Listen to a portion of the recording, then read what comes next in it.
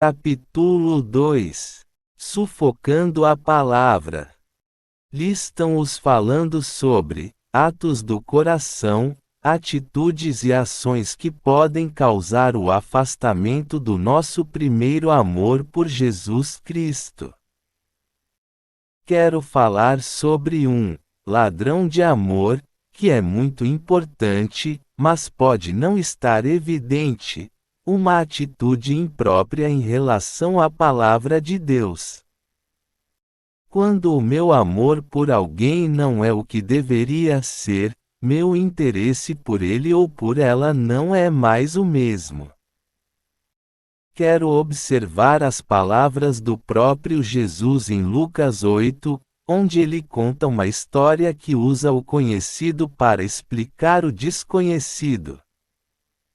Jesus utilizava as coisas que o povo entendia para comunicar algo que os seus ouvintes normalmente não entenderiam.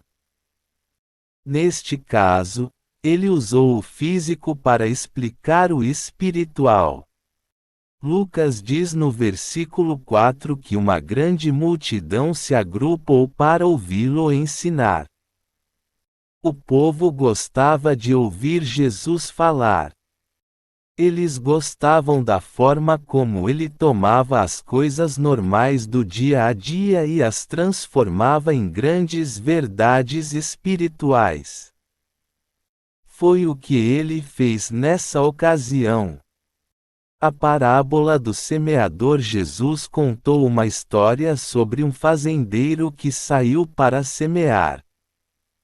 Este semeador não tinha toda a tecnologia que existe nas fazendas de hoje. Hoje temos fertilizantes, pesticidas e até computadores para controlar a produção de cereais. Sempre fico impressionado quando estou num avião e vejo aquelas fazendas modernas. É impressionante como a plantação é perfeita e as linhas divisórias de um cultivo para o outro são tão retas. Nos dias de Jesus a semeadura era feita manualmente. O fazendeiro colocava suas sementes numa bolsa e a pendurava no pescoço de um burro.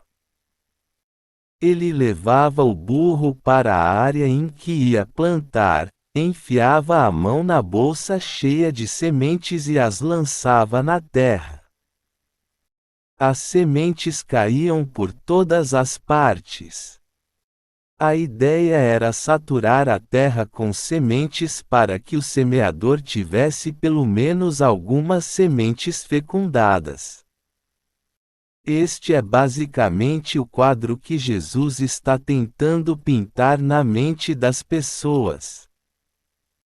Ele disse que o semeador saiu para semear as suas sementes, as quais caíram em 4 tipos de solos diferentes.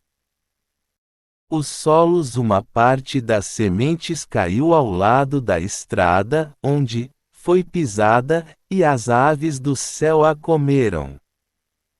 A semente nem conseguiu germinar. Ela caiu dentre os dedos do semeador. Ele pisou nela e ela ficou presa em sua sandália. Quando ele andou um pouco mais, a semente caiu de suas sandálias. Os pássaros a viram e a comeram. Outras sementes caíram em solo rochoso. V. 6. Este solo era raso, cheio de pedras e rochas. Como resultado, a semente cresceu, mas acabou secando porque não havia umidade. Ela não conseguiu aprofundar suas raízes para sugar a umidade do solo a fim de desenvolver-se.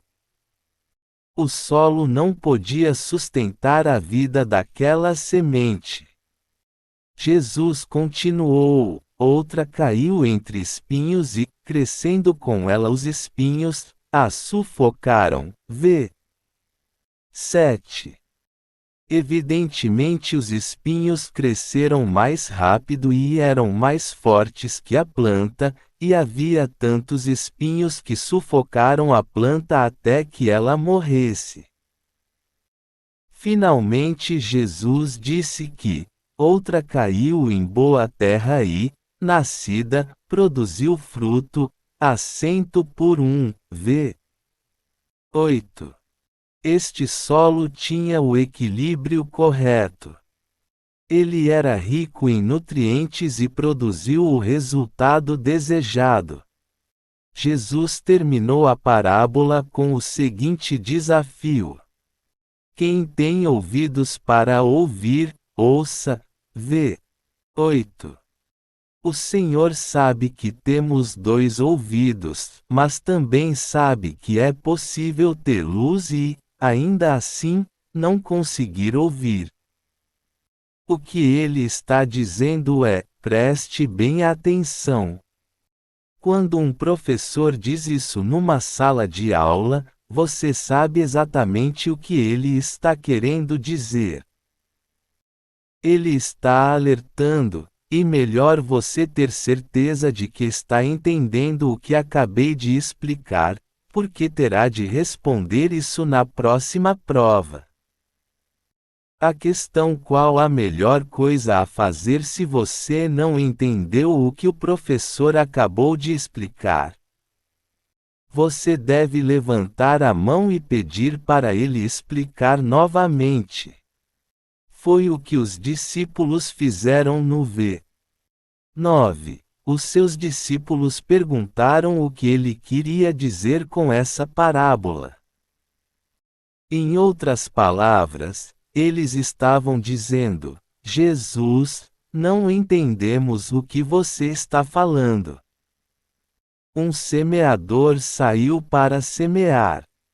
Entendemos isso, mas qual a lição para nós?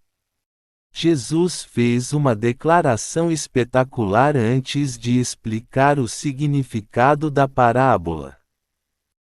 Ele lhes disse: a vós é dado conhecer os mistérios do reino de Deus, mas aos outros fala-se por parábolas, para que, vendo, não vejam e, ouvindo, não entendam. V. 10. Jesus então continuou a explicar o significado da parábola. Por quê? Porque os discípulos pediram a ele.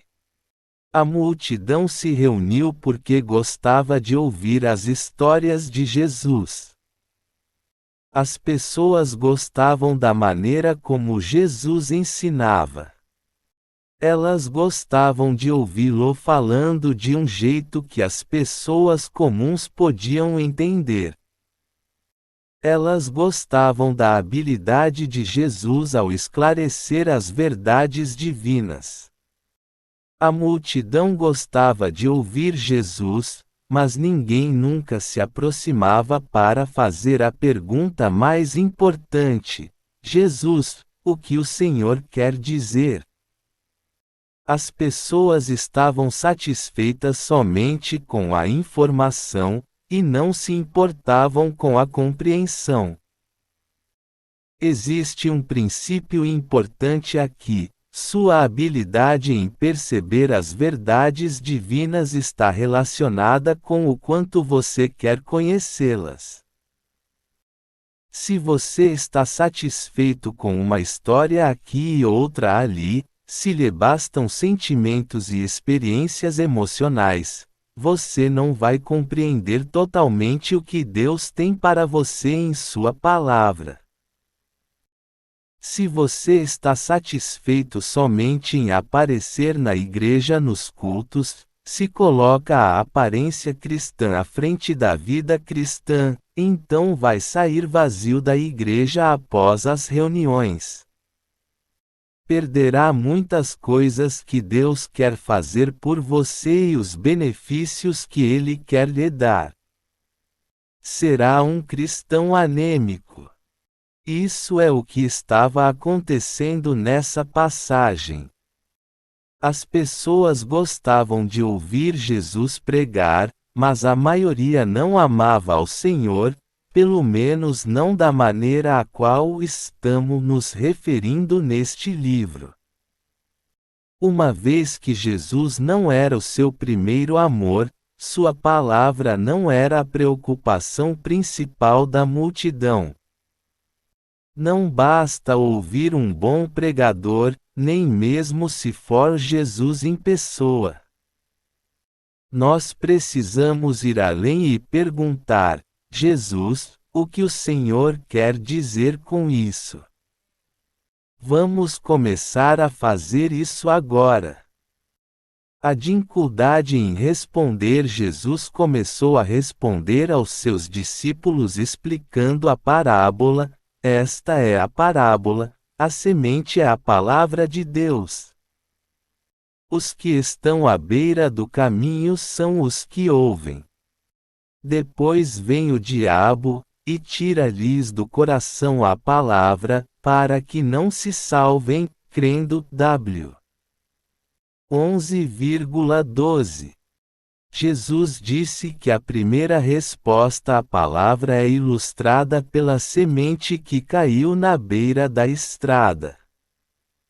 Ela nunca se enraizou no coração do indivíduo. Ela somente estava lá, jogada no caminho. O diabo, representado pelo pássaro que a tomou, veio e retirou a palavra do coração do indivíduo. Essa pessoa não pode deixar o seu primeiro amor por Cristo porque, na verdade, nunca o amou. Uma resposta superficial à próxima semente caiu num solo rochoso. V. 13. O solo superficial com pedras. Estes são aqueles que ouvem a palavra com alegria. Quando a Bíblia usa esta terminologia, sempre se refere à salvação. Veja 1 Tessalonicenses 1:6 e Atos 17:11. Nesse versículo Jesus não está mais falando de não crentes. Ele agora está discorrendo sobre as maneiras diferentes pelas quais os cristãos respondem à palavra. Estas pessoas a recebem com alegria, ou seja, são salvas. Mas como não tem raiz, apenas CR é acento circunflexo é M por algum tempo, e na hora da provação se desviam. V. 13. Estes são os crentes que verdadeiramente recebem o caminho da salvação, mas que nunca desenvolvem sua fé. Eles permanecem espiritualmente fracos, como bebê na fé. Nunca se aprofundam nas coisas de Deus. Quando os problemas vêm e as provações os afetam, eles se afastam. Imediatamente negam o compromisso que fizeram de andar com Deus. Não culpem a semente. Vamos deixar uma coisa bem clara. O que acontece não tem nada que ver com a semente. A Bíblia é suficientemente completa. Ela fala de si mesma, pois a palavra de Deus é viva e eficaz, e mais cortante do que qualquer espada de dois gumes, e penetra até ao ponto de dividir alma e espírito, juntas e medulas, e é apta para discernir os pensamentos e intenções do coração. Hebreus 4:12. Portanto, a semente não possui deficiência. A palavra de Deus é suficiente para erguer sua vida e tomá-la a uma colheita de vitalidade espiritual, vitória, poder e tenacidade. Tiago nos exorta: recebei com mansidão a palavra em vós implantada, a qual é poderosa para salvar as vossas almas. Tiago 1:21. Jesus está dizendo que, ao receber a semente de sua palavra, você tem tudo de que precisa para se tornar o que Deus quer que você seja. Mas o primeiro exemplo deste texto deixa claro que alguns cristãos não permitem que a semente crie raízes. A palavra não se aprofunda no solo de seus corações. Suas respostas às tribulações. Uma forma pela qual você pode detectar se a sua vida está nessa condição é a maneira como responde quando os problemas aparecem. Quando o adversário ataca, você recua e quer correr. Deus permite que você saiba se é espiritualmente forte quando sobrevêm adversidades em sua vida. Note que eu não disse que Deus envia as adversidades para que Ele possa saber se você é espiritual ou não. Ele já sabe o que você vai fazer. As provações acontecem para o seu benefício, para que você saiba se os seus amens na igreja são tão reais quanto você pensava que fossem quando os pronunciou. Como ocorre no relacionamento conjugal, seu compromisso para com seu casamento não pode ser testado na lua de mel. E muito cedo. Ainda não houve tempo suficiente para que as coisas acontecessem. A sua fidelidade ao matrimônio é vista quando tudo está indo mal, quando parece que você se casou com uma outra pessoa, e não com aquela que disse sim no altar. Quando o marido percebe que a sua esposa nem sempre tem a aparência que tinha quando se casou com ela e a esposa percebe que ele a está trocando pelo jogo de futebol, é aí que você descobre o quanto está compromissado. A profundidade do compromisso é determinada quando as pessoas passam por tribulações. Jesus disse que as pessoas sem raízes profundas tendem a cair quando as coisas apertam. Lucas 8:13. Em vez de cavarem mais fundo nas coisas de Deus para descobrirem como podem lidar com a tribulação e superar o problema, elas querem fugir da situação.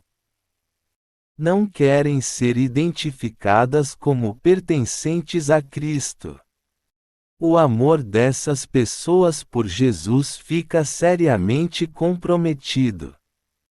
E por isso que Paulo disse a seu pretenso companheiro de viagem João Marcos: "Você não pode mais ir comigo porque abandonou o trabalho. Estou aqui arriscando minha vida e você vai acabar me deixando numa situação difícil. Você não pode vir comigo." Veja Atos 15. 37 e 40. Paulo estava dizendo que as raízes de Marcos não eram suficientemente profundas. Elas estavam no tipo errado de solo. Seu coração não estava totalmente compromissado com o Senhor. Ainda bem que, no caso de Marcos, houve uma segunda chance com Barnabé e ele se tornou um bom discípulo. Você deve aprofundar-se. A salvação é gratuita, mas o discipulado é caro. Deus já lhe deu a condição para ser salvo, sem nenhum custo, a vida eterna. Mas fazer com que a vida eterna esteja operando em sua vida exige um preço alto de amor e compromisso. Você deve estar comprometido com Jesus Cristo, e isso significa que suas raízes precisam ser profundas. A única maneira de aprofundá-las é tomando uma posição mais séria em relação à palavra, aplicando-a eficazmente em sua vida. A diferença entre um cristão vitorioso e um cristão derrotado é que um permitiu que a raiz da palavra fosse mais profunda dentro do solo de sua vida, enquanto o outro está vivendo com raízes superficiais e recusando-se a aprofundá-las. Deus não possui filhos prediletos. Ele está disponível para dar a todos o mesmo nível de vitória. A única maneira de alcançar raízes mais profundas é ter o conhecimento e a aplicação da palavra. Com uma pergunta já posso sinalizar se você tem ou não raízes profundas. Por acaso a única hora em que você pega a Bíblia é para ir à igreja no domingo? Se você respondeu, sim, não vai chegar muito longe. Imagine uma pessoa comendo somente aos domingos. Mesmo que seja uma refeição farta, quando chegar na terça ele já vai estar passando mal. Uma refeição não pode durar uma semana inteira. A mesma coisa acontece com a nossa alimentação espiritual. Se não há amor em aprender e aplicar a palavra e não existir o desejo de descobrir o que ela fala sobre as situações que enfrentamos, vamos tornar-nos subnutridos e incapazes de enfrentar as adversidades que aparecerem. Com certeza elas virão, como Jesus mesmo disse no v. 13. Ele falou sobre isso como um fato consumado, o que não significa que o cristão espiritual passe por tribulações e o cristão carnal as enfrente. Se você é crente, tem tribulações. O problema não é ter ou não tribulações. A sua resposta à palavra de Deus é que determina se você sairá delas vitorioso ou derrotado. Nenhum cristão pode viver permanentemente sendo derrotado. É verdade que você terá problemas e sofrerá reveses, mas, se você está sempre levando surra do mundo, da carne e do diabo, talvez o seu solo seja a raiz do problema. Um terreno rochoso não permite o aprofundamento das raízes. Um firme alicerce e um crescimento permanente vem somente da aplicação da palavra de Deus. Você não pode, contudo, aplicar aquilo que não conhece. Por isso Jesus nos disse: quem tem ouvidos para ouvir, ouça. Lucas 8:8. A semente da palavra de Deus está sendo espalhada, mas nem todos a recebem da mesma forma. Algumas pessoas a ignoram e pisam nela. Outros a recebem e deixam que ela cresça até certo ponto. Mas logo vêm os problemas e elas caem, porque as raízes não são profundas. Você deve aprofundar-se antes que sobrevenham as tribulações. Quando os problemas chegam, já é tarde para aprofundar as raízes. Se você quer ser capaz de enfrentar as dificuldades da vida, deve primeiramente construir um alicerce forte. Se você é um novo cristão, a coisa mais importante que tem a fazer é conhecer as normas básicas da vida espiritual.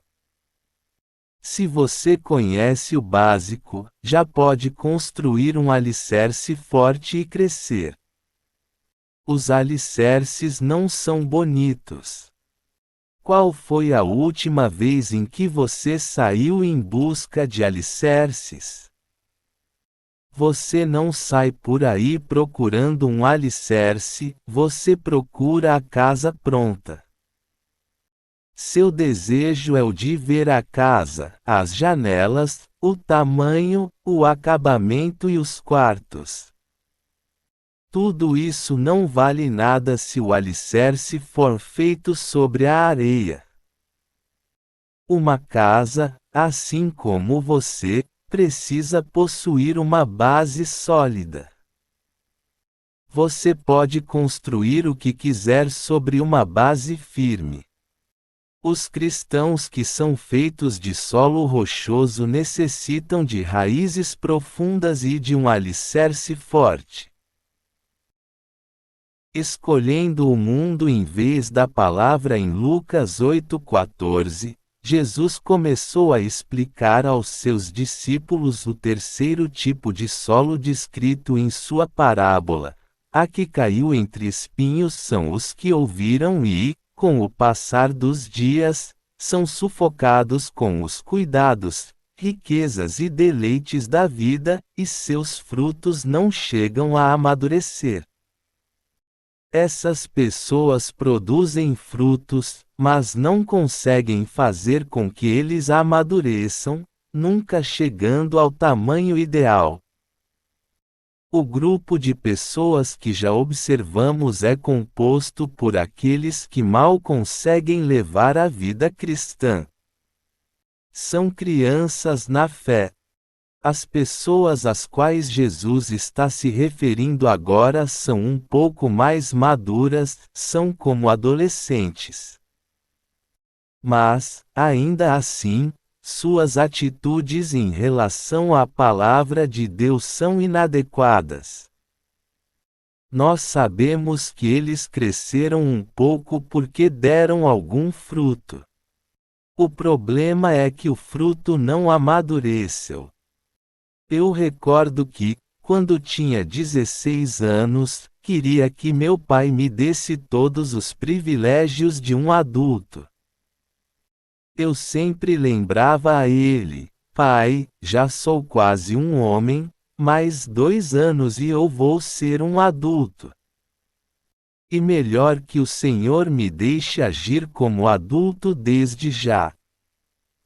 Meu pai respondia: quando você começar a agir como um homem, então poderá fazer coisas de homem. O que ele estava dizendo é que eu estava entre o mundo infantil e o mundo adulto e precisava ter maturidade para ultrapassar essa fase e agir com responsabilidade. Este é o problema com as pessoas que Jesus descreveu no v. 14. Elas estavam produzindo algum fruto, mas eles não amadureceram.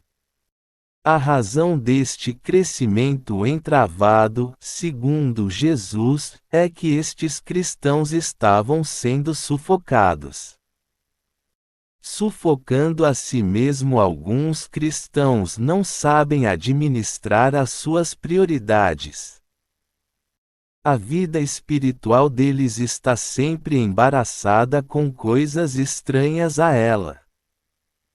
Jesus está falando que o que pode sufocar um cristão são os cuidados, riquezas e deleites da vida.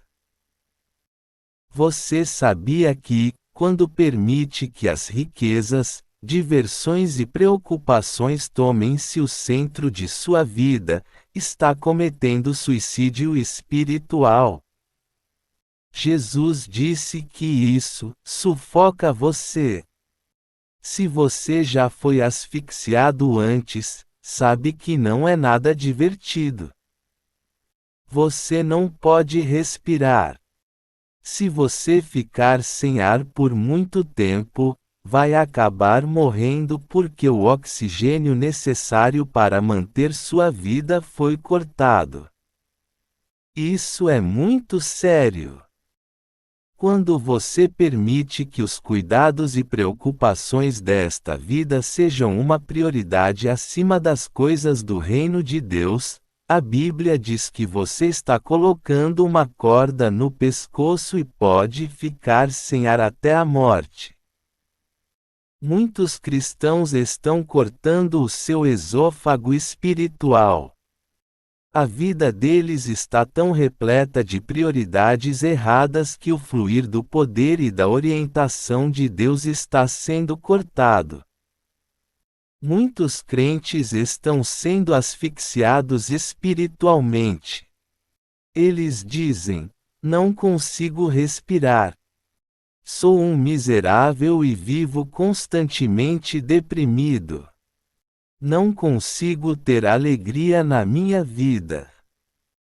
Isto ocorre porque todas as vezes que Deus tenta enviar algum ar fresco espiritual, o ar fica preso porque o crente está muito enraizado nas coisas deste mundo. Suas preocupações são o dinheiro e os prazeres. Como resultado disso, a bênção de Deus também é sufocada. Não me entenda mal. Não existe nada errado em se fazer economia ou em progredir profissionalmente. Estas preocupações são legítimas. Não há nada de mal em tentar ser bem-sucedido. Jesus não está condenando todas as coisas que fazem nossa vida mais agradável. O problema é que nós podemos ficar sufocados por essas preocupações. Isto acontece quando elas se tomam tão dominantes que nos agarram pelo pescoço e cortam o ar, tirando o nosso fôlego espiritual.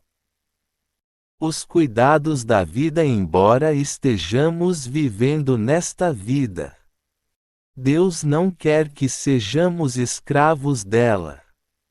A Bíblia diz que nós devemos estar no mundo, mas não ser deste mundo. Esta distinção é fundamental. Você vai viver, em média, cerca de 70 anos.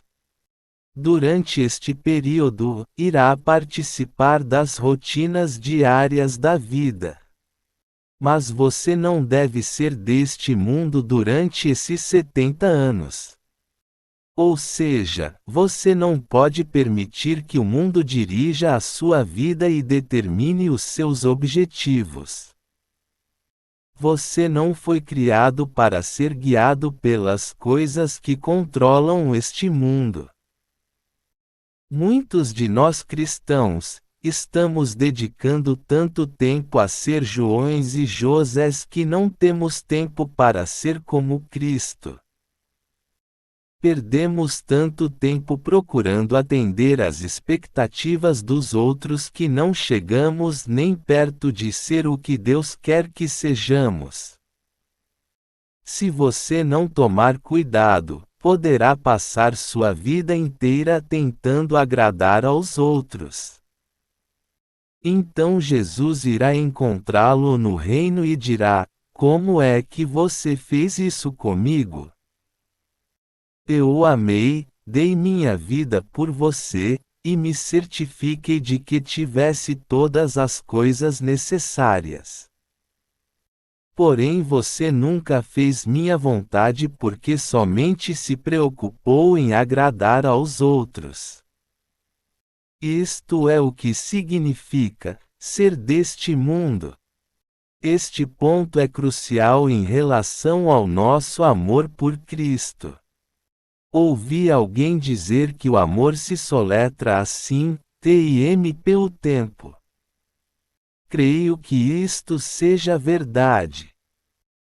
Um homem não pode dizer a uma mulher que a ama e não passar tempo com ela, não descobrir as coisas que ela gosta, sobre o que ela pensa e como ele pode ir ao encontro de suas necessidades e satisfazer os seus desejos. Não é de admirar que a Bíblia chame de adultério o fato de um crente apaixonar-se pelo mundo.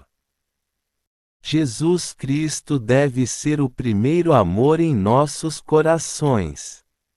A vida cristã é um caso amoroso com Jesus. Jesus disse em Mateus 6,33: mas buscai primeiro o seu reino e a sua justiça, e todas estas coisas vos serão acrescentadas. Frequentemente queremos inverter este quadro, mas buscai primeiro estas coisas, e o reino de Deus vos será acrescentado. Todas as vezes que você escolhe colocar as questões desta vida à frente das perspectivas do reino, toda vez que o governo deste mundo, a palavra grega para reino significa regime ou autoridade, toma-se mais importante do que a autoridade do reino de Deus, você está sufocando sua vida espiritual. Como é que você sabe que está ficando asfixiado? Você diz: estou preocupado com o meu bem-estar econômico. Eu quero poder dar uma casa e uma educação digna para a minha família e meus filhos. Como saberei se estou indo longe demais? Deixe-me sugerir algumas diretrizes bíblicas. Em 1 Timóteo 6:6, Paulo diz: e grande fonte de lucro a piedade com o contentamento. Praticando a piedade existem dois testes importantes neste versículo. O primeiro é: você está tendo de comprometer a palavra de Deus para alcançar seus objetivos? Se você precisa desobedecer a Bíblia para conseguir realizar os seus desejos, se está tendo de praticar uma ética questionável e abdicar de seus valores morais para conseguir as coisas que quer e se está precisando fazer coisas que envergonham a Deus e a sua palavra, não está sendo cristão e não está praticando a piedade. Se você não está sendo santo e praticando a piedade, não está servindo ao reino. Se você não está servindo ao reino, então Deus está contra você e você está morrendo sufocado. O primeiro teste é este: você está comprometendo a sua vida espiritual para alcançar determinados objetivos. Experimentando o contentamento. O segundo teste de Paulo é este: você está contente onde está, mesmo que onde esteja não seja onde gostaria de estar. Você pode querer sempre fazer o seu melhor e possuir grandes alvos. Não há nada de errado nisso. Porém, um compromisso com o Senhor significa que a sua alegria como filho de Deus, a sua paz de coração e mente e a sua felicidade estão intactas, não importando as circunstâncias em que você se encontre. Isto significa que você está em paz por dentro, enquanto espera que Deus faça a mudança no mundo exterior. Alguns de nós estamos frustrados, irritados e chateados por causa de coisas que não são como gostaríamos que fossem. Esta é a reação de um crente que se esqueceu que tem um Pai no céu que conhece todas as nossas necessidades e que prometeu satisfazer todas elas. Um cristão que está fora de contato com a palavra se esquece de que nada pode tirar a vontade de Deus de sua vida. Uma pessoa que está verdadeiramente contente pode dirigir um Audi A4. Ouvi alguém dizer: eu também estaria contente se tivesse um A4. Mas se esta pessoa perder o Audi e tiver de dirigir um Fusca, para ela vai estar tudo bem, porque em todos os casos ela ainda possui um meio de transporte. Uma pessoa contente com o que tem pode ter uma casa grande.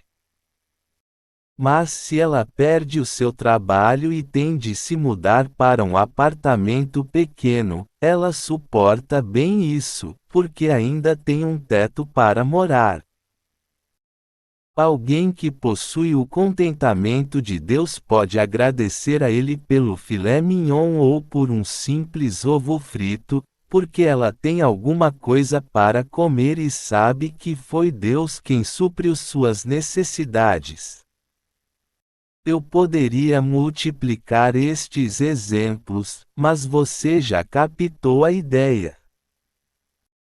Uma vez que entenda que está sendo alimentado, vestido, alojado e protegido pela graça divina, pode estar contente porque sabe que Deus foi ao encontro de suas necessidades. Ele tem sido fiel. Um cristão espiritual tem esta atitude porque está sob a direção de Deus. Ele quer sempre fazer o melhor. Ele não permite que a sua vida seja destruída pelas circunstâncias deste mundo. Você não pode escapar das palavras de Paulo. Ele disse que Deus nos dá contentamento mesmo quando as circunstâncias não nos agradam. 3 coisas que nos sufocam. Mais uma pergunta: a sua vontade de vencer na vida está sufocando o seu amor por Deus. Vamos voltar ao capítulo 8 de Lucas. No versículo 14, Jesus menciona 3 coisas que podem nos asfixiar. Cuidados. A primeira é o cuidado ou as preocupações deste mundo. Você sabia que a preocupação é um pecado? Nenhum cristão deve dizer: todo mundo se preocupa.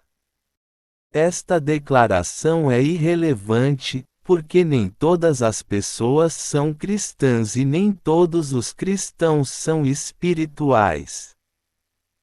Paulo diz em Filipenses 4:6, não andeis ansiosos por coisa alguma. Não se preocupe e nunca permita que nada domine a sua mente de maneira tal que você já não consiga mais controlar-se. Você diz: não posso controlar o que está controlando a minha mente.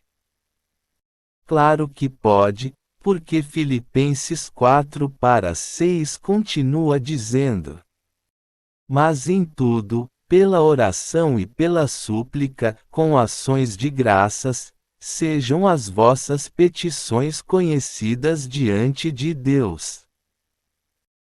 E o versículo 7 adiciona esta promessa: e a paz de Deus, que excede todo o entendimento, guardará os vossos corações e as vossas mentes em Cristo Jesus.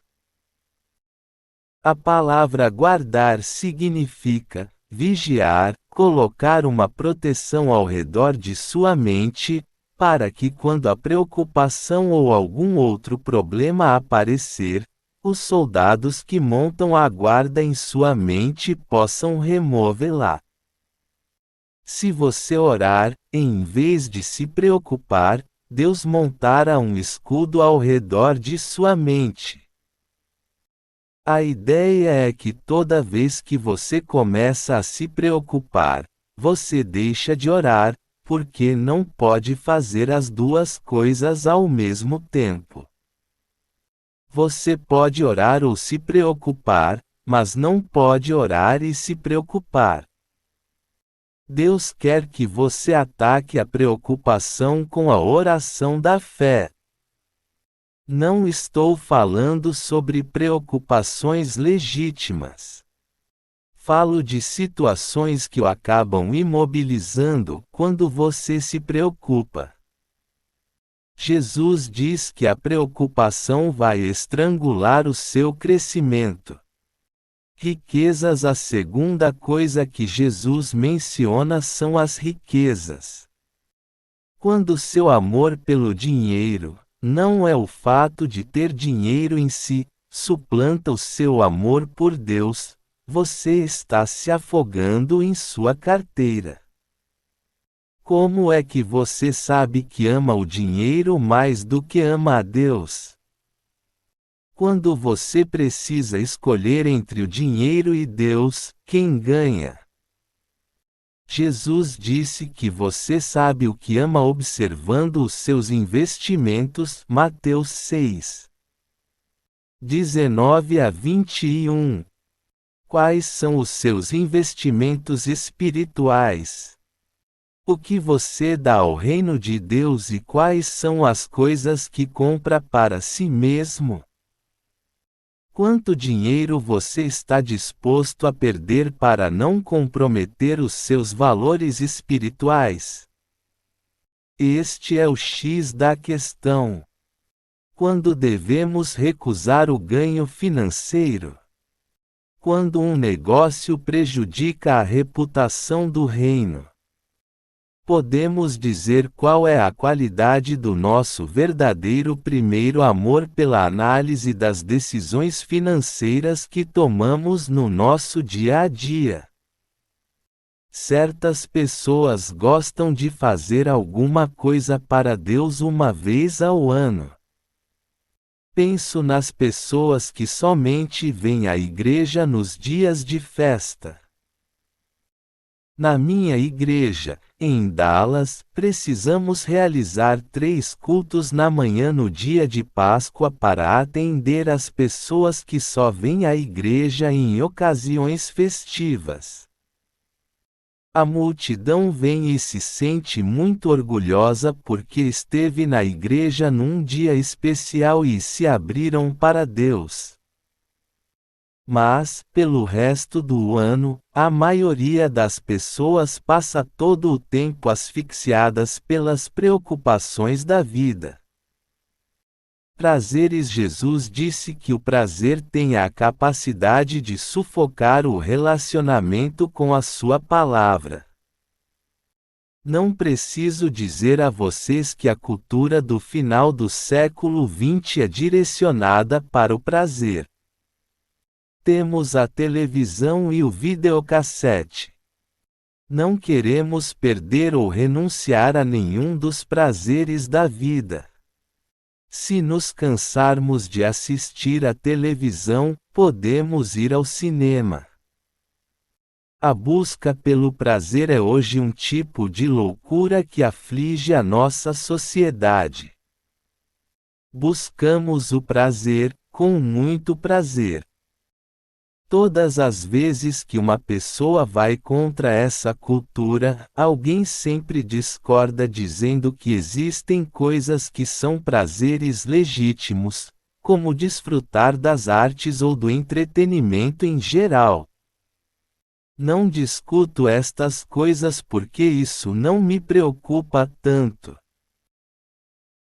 Mas se você está assistindo tanto a televisão que não consegue abrir a Bíblia e se colocar de joelhos para orar, se você está tendo tanta diversão com seus amigos que não consegue falar sobre assuntos espirituais, se você faz piada com tudo, mas nunca fala de Cristo, e se a Bíblia e as coisas de Cristo deixam você envergonhado em seu convívio social, há alguma coisa errada com seu tipo de diversão. O advento da tecnologia e coisas como a realidade virtual, e outros prazeres que a tecnologia traz faz com que a diversão se torne mais sofisticada e disponível. Temo que a tendência da cultura moderna de buscar insanamente o prazer se torne pior a cada dia. Manter o nosso primeiro amor por Cristo intacto no meio deste bombardeio de prazer impingido pela cultura atual será um grande desafio, mas nós seremos vencedores com a força que Ele nos dá. O bom solo. Você não fica contente por Jesus ter mais uma classe de pessoas e mais um tipo de solo a respeito dos quais falar. Leia Lucas 8:15 da manhã. A que caiu em boa terra são os que, ouvindo a palavra, a retêm num coração honesto e bom, e dão fruto com perseverança. Estes são os cristãos que dão frutos abundantes e permanentes. A característica do fruto sempre reflete o caráter da árvore. Quando você está se relacionando apropriadamente com a palavra de Deus e o seu amor por Cristo está no lugar devido, você vai agir, falar e pensar como Cristo, pois Ele é a videira a qual estamos ligados. João 15. 1-5. Você vai ser um espelho de seu caráter. Sabemos também que os frutos existem para beneficiar outras pessoas. Uma árvore nunca se alimenta de seus próprios frutos. Você nunca viu uma laranjeira chupando laranjas. As laranjas não são produzidas para o benefício próprio da laranjeira. Uma forma pela qual você pode avaliar seu crescimento espiritual é se outras pessoas querem dar uma mordida na sua vida. As pessoas dizem: quero ser como você. Como pode me ajudar a ser um crente como você é? Em Mateus 13:8 Jesus diz que o fruto dos cristãos iria multiplicar-se 30, 60 e até 100 vezes mais. Isto significa que o benefício que você trará para outras pessoas será permanente e constante. Este é o resultado de um relacionamento fiel com a palavra de Deus, o qual permite que a sua palavra seja aperfeiçoada em nossas vidas.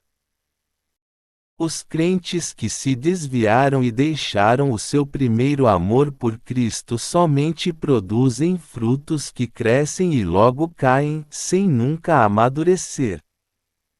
Você se pergunta: como eu posso me tornar um solo bom para cultivo? A resposta é: aplicando o que você aprendeu na palavra de Deus. Somente a aplicação da Bíblia em nossa vida fará com que ela frutifique. Certo dia um homem estava conversando com um anjo. O anjo perguntou àquele homem: o que posso fazer por você? O homem respondeu: mostre-me quais serão as cotações da bolsa de valores para o próximo ano para que eu possa saber onde investir e ficar rico. O anjo estalou os dedos e apareceu uma cópia de um jornal com a data do ano seguinte com as maiores altas do ano. O homem observou as cotações e gritou: vou ficar rico. Mas, no meio de toda a sua alegria, uma expressão de terror tomou conta de seu rosto e as lágrimas começaram a cair em sua face quando ele viu a sua foto e leu a manchete: morre, aos 35 anos, o maior fenômeno das bolsas. Nossa vida e seus benefícios têm seus limites. Aprendemos com Jesus a viver hoje à luz da eternidade. Qual será a sua resposta à palavra de Deus? De volta ao primeiro amor. A parábola de Jesus sobre as sementes é uma lembrança vivida de que a forma como nos relacionamos com a palavra de Deus faz uma diferença profunda. Espero que os passos e ações práticas descritos a seguir possam ajudá-lo a aumentar a intensidade de seu relacionamento com Deus e o fogo de seu amor por Cristo. 1. Um dos exercícios de fé mais fáceis e bastante ignorado é a leitura diária da palavra. Para que nos lembremos de ler a Bíblia, devemos mantê-la num lugar onde ela esteja sempre visível e ao nosso alcance. Se você desenvolver este hábito, não vai parar mais. 2. Olhe a Bíblia como se ela fosse uma carta de amor de Deus para você. E ela é exatamente isso. Antes que comece a ler, peça ao Senhor que abra o seu coração e ajude-o a aplicar aquilo que leu. 3. Seja honesto para admitir que os cuidados, riquezas e prazeres estão sufocando o seu desejo de obedecer à palavra de Deus. Tente passar mais tempo lendo a Bíblia e menos tempo lendo seu jornal, assistindo à televisão, olhando para seu extrato bancário ou se divertindo com o que gosta de fazer. Este exercício trará um benefício duplo. Você provavelmente vai passar mais tempo com a palavra de Deus do que passaria normalmente e também vai reconhecer que estava investindo mais tempo do que devia nos cuidados, riquezas e prazeres desta vida, podendo então fazer os ajustes necessários. 4. Se você realmente desejar ser o melhor solo, como aquele que Jesus descreveu, diga isso para ele em oração. Anote em sua Bíblia o dia em que você se comprometeu a arar o solo de seu coração, arrancar os espinhos e lidar com os elementos que sufocam a sua vida espiritual. Olhe sempre para esta página, na busca de alcançar este objetivo.